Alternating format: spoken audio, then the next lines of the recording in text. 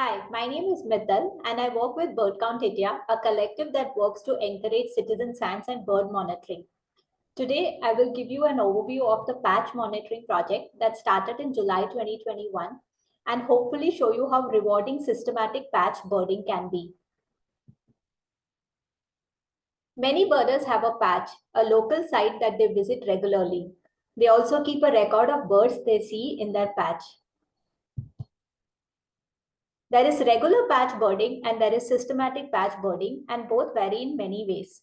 During regular patch birding, you may walk in your patch for 30 minutes while making a checklist on a certain day, but you may walk for 2 hours on another day. You may create a morning list or an evening list. There is no fixed protocol and hence a lot of variation. Compared to this, systematic patch birding follows standard and strict protocols. The site, the time, the duration, the frequency of visits, etc. are fixed, making it easy to understand patterns. Here is a classic example of the wonders of systematic patch birding from Suhail's patch, where he followed certain protocols while watching birds. From Jan 2014 to December 2019, he created an eBird checklist nearly every weekday while accompanying his children to the bus stop. After analyzing his data, he generated this interesting visualization depicting the status of birds in his neighborhood, only made possible by the systematic nature of his monitoring. The x-axis here represents the years, while the y-axis is the percentage of checklist recording each of the species. Here's a close-up of some of the results of the species that he documented in his patch. The graph in blue shows strong increase in species like red-whiskered bulbul, common tailor bird, and the one in orange shows a strong decrease in black drongo, yellow-billed babbler. In July 2021, Bird Count India launched its first patch monitoring project with the objective to systematically monitor birds in locally birding patches. Many birders were already patch birders, and all that was needed was to have some guidelines, protocols, so that they can systematically start monitoring birds in their patches. Here are the birders who registered their patches and have monitored them for at least some period of time.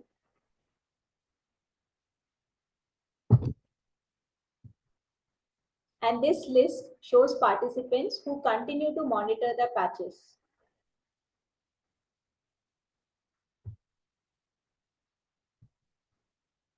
Here's an example of an eBird checklist made during the patch monitoring project.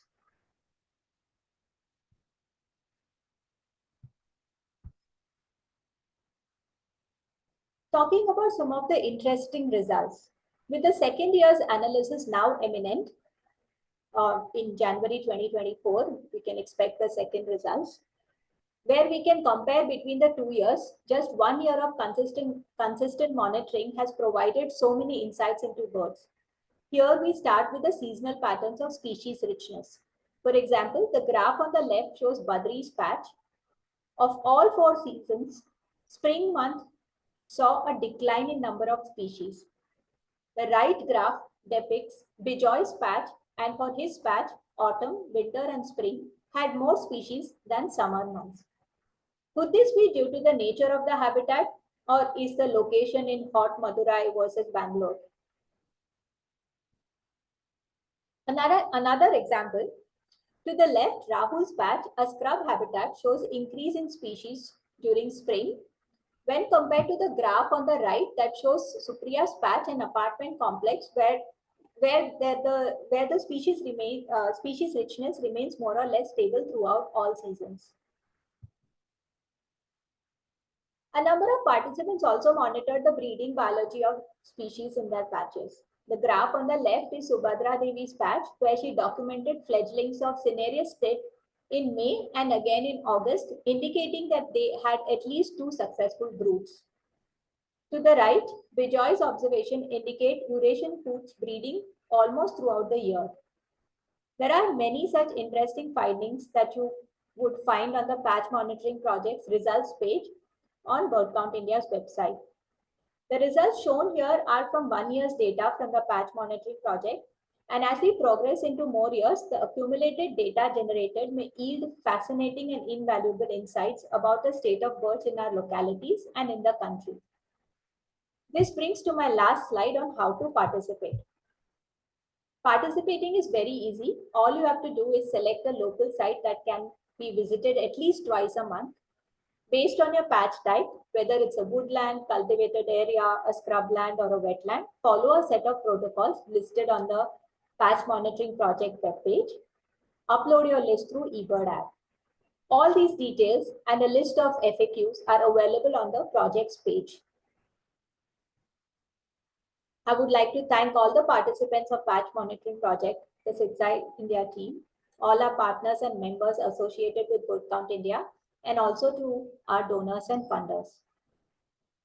Thank you.